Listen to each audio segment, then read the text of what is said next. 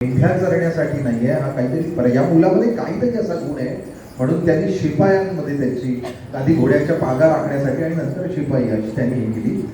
आणि बाजीरावांच्या कदम पांड्यांच्या एका सैन्याच्या तुकडीला बघताना बाजीरावांच्या नजरेत हा मुलगा भरला आणि जीवाभावाचा मित्र म्हणून. आणि खरंच मित्र. बाजीरावांचं एक वैशिष्ट्य होतं की ते ज्या माणसाला गुणग्राह करत, गुणांच्या वरती घेत, त्या प्रत्येक माणसावर प्रेम करत, त्याच्या संपूर्ण क्षमतांचा वापर करत आणि त्याच्यातून एक उत्तम असा युद्ध प्रशासक हा घडवतो. आणि ही जी शिवाजी महाराजांची गुणग्राहकता होती ती बाजीरावांकडे होती आणि ती बाजीरावांकडून नंतर मल्हारराव आणि मल्हाररावांकडनं अहिल्याबाईंकडे आहे. अहिल्याबाईंच्या गुणग्राहकतेबद्दल मी बोलणार आहे. अशा रीतीने मल्हाररावांचा प्रवास सुरू झाला. मल्हाररावांनी माळवा घेतला, राजपुताना घेतला. बाजीरावांनी, मला इथे थोडीशी समाजाची त्यावेळीची असलेली प्रशासकीय यंत्रणा समजवायला लागेल. शिवाजी महाराजांनी त्याच्यापूर्वी असलेली वतनदारी पद्धत ही संपवण्याचा प्रयत्न केला. ते संपवू नाही शकले, पण त्याला पायबंद घातला. कारण वतनदार हे सर्वेसर्वा झाल्यामुळे खूप माजलेले असायचे आणि त्यामुळे लोकांना त्याचा त्रास व्हायचा, प्रजेला त्रास व्हायचा. म्हणून वतनदारीला त्यांनी खीळ शिवाजी महाराजांनी बांधली.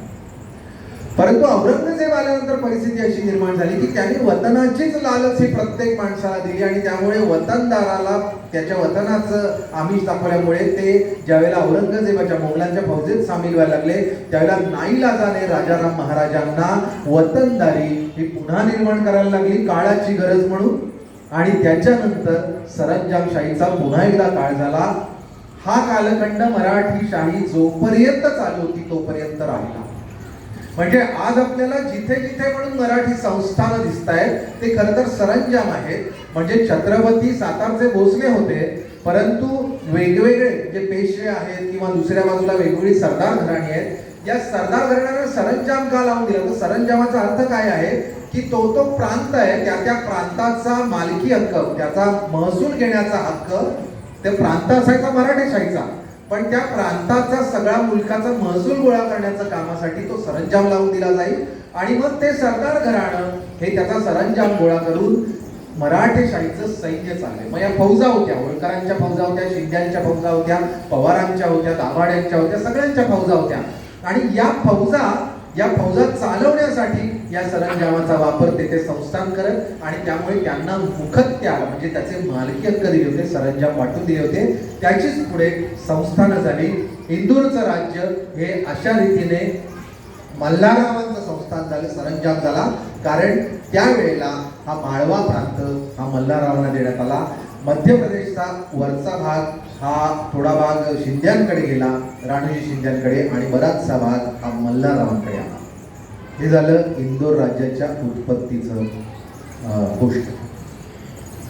पण एक महत्वाची गोष्ट इथे मला सांगायला पाहिजे, ती म्हणजे या सगळ्या मराठी शाळांमध्ये, सरंजामामध्ये एकाच संस्थानाला, एकाच राज्याला, एकाच सरंजामाला खाजगीची दौलत दिली होती. पहा, मराठी दौलत दोन प्रकारच्या होत्या. एक दौलत, एक मुलकाचा परगणा जो होता त्याचा महसूल जो होता तो फौज चालवण्यासाठी ठेवला होता, त्यामुळे तो तसा बघायला गेला तर सरकारच्या मालकीचा, त्याला मराठी दौलत म्हटलं जाईल, त्या सरदाराची.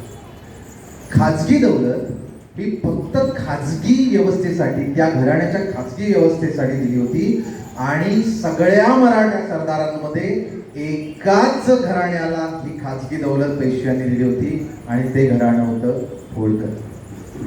आणि ते देखील मल्हाररावांचं जे विशेष असं कॉन्ट्रीब्युशन होतं त्याच्यासाठी बाजीरावांनी ती दिली होती. आणि गौतमाबाई होळकर ज्या मल्हाररावांच्या पत्नी होत्या त्यांच्या नावाने ही खाजगीची दौलत दिली.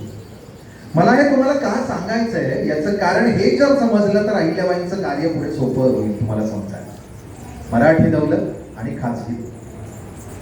खाजगी दौलत तिच्या मालकीन होत्या गौतमाबाई होळकर, मल्हाररावांची पत्नी.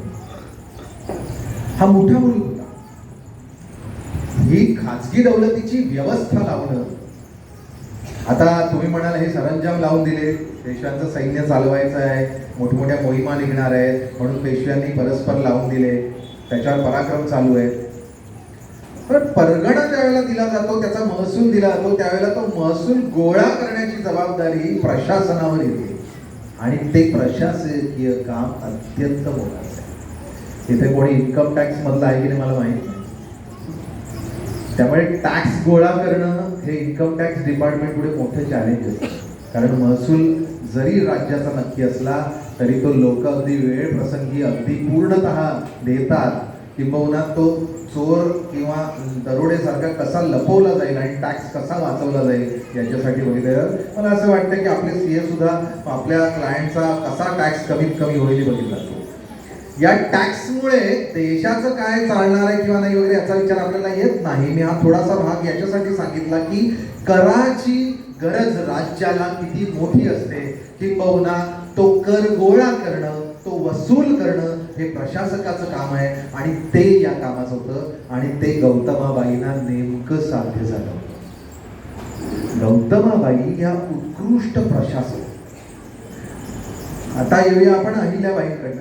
मी तुम्हाला मल्हाररावांचं युद्ध सांगितलं. मल्हाररावांचं युद्ध कौशल्य इतकं जबरदस्त होतं की मल्हारराव येत आहेत असं म्हटल्यानंतर राजपुतान्यातले अर्धे राजपूत गायब व्हायचे, ते सरळ सोड खंडणी द्यायचे, तहाला उतरायचे. मल्हारराव बरोबर युद्ध करण्याचं उत्तर भारतामध्ये सामर्थ्य नव्हतं. याचं कारण मल्हाररावांची दहशत, प्रचंड पराक्रम, युद्ध कौशल्य आणि हे युद्ध कौशल्य अहिल्याबाईंना शिकवलं गेलं. गौतमाबाईंकडून प्रशासन आणि मल्हाररावांकडून युद्धशास्त्र अशा दोन गोष्टी अहिल्याबाईंना या वारसात का नाही मिळाल्या.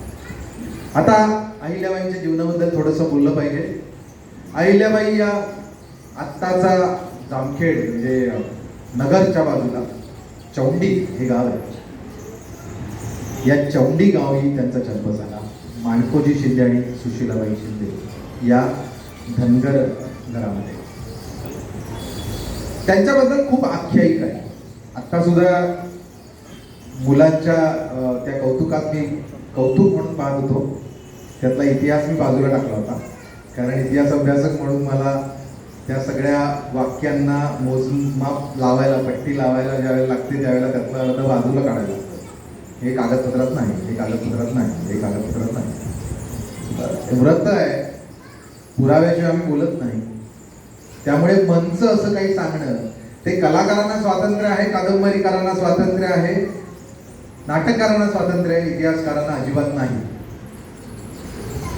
त्यानुसार अहिल्याबाईंबद्दल प्रचंड दंतकथा आहे. त्या शिवाजी महाराजांबद्दलही आहे, संभाजीराजांबद्दलही आहे.